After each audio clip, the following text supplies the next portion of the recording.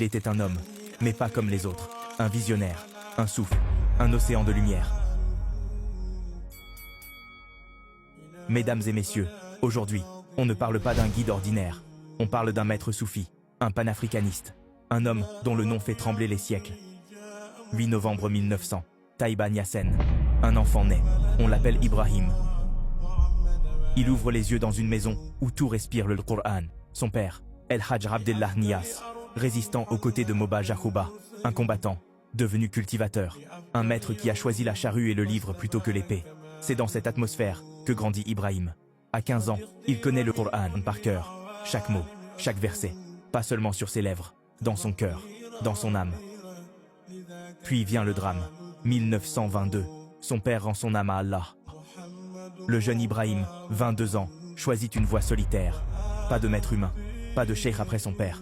Il s'en met à Allah seul, et à la science que Allah dépose en lui. Alors, arrive le moment, 1929, Kaolack. Il proclame « Je suis Sahib al-Fayd », un mot, un tonnerre, une annonce qui bouleverse l'histoire, le Fayd, les fusions prophétisées par Cheikh Ahmed Tejani, un flot de lumière qui rend la Marifatullah accessible à tous, hommes, femmes, riches, pauvres, savants, ignorants, tous. Imaginez la scène, un disciple tremblant, illettré, qui s'assoit devant lui, quelques paroles, un dhikr, et soudain, les larmes coulent, le cœur brûle, la gnose est là, la proximité avec Allah, un miracle à portée de main.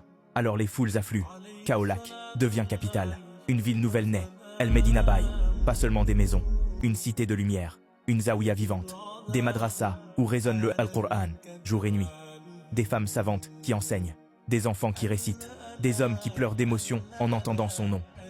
Puis, 1937, la Mecque, il croise l'émir de Kano, un roi puissant du Nigeria, il le regarde, il s'incline, et il prête allégeance. En un instant, des millions de Nigérians deviennent disciples. Un peuple entier rejoint la voie du Fayd. L'expansion est fulgurante. Nigeria, Ghana, Mali, Niger, Soudan, et au-delà, un flot qui devient océan. Mais Baye Niass n'est pas seulement un maître des cœurs, il est aussi une voix des peuples. En 1959, il écrit « L'Afrique aux Africains ». Il dénonce le colonialisme.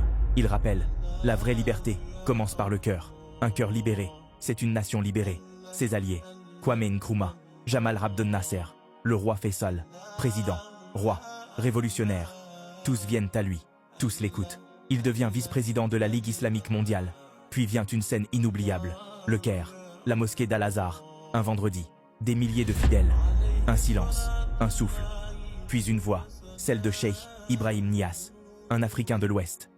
Un fils de Taïba Niassène, debout sur le manbar, dirigeant la prière. Le monde retient son souffle, un instant de gloire, un instant d'éternité. Et pourtant, le temps file.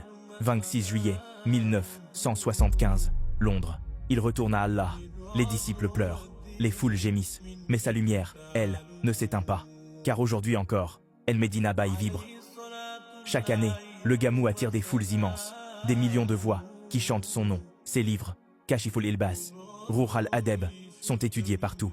Ses poèmes, en l'honneur du prophète sallallahu alayhi wa sallam, sont récités entre larmes et prières. Et au XXIe siècle, le Fayd continue. Les Zaouïas existent aussi dans l'espace numérique. La lumière voyage à la vitesse d'Internet.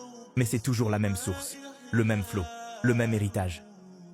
Alors, que retenir de cette histoire? Qu'un enfant né dans un village sénégalais a bouleversé le monde, qu'il a uni le dhikr et la politique, la science et la liberté, la foi et la dignité, et qu'il a montré qu'avec le Coran, avec l'amour du prophète, sallallahu alayhi wa sallam, et avec la sincérité envers Allah, un homme peut illuminer des continents.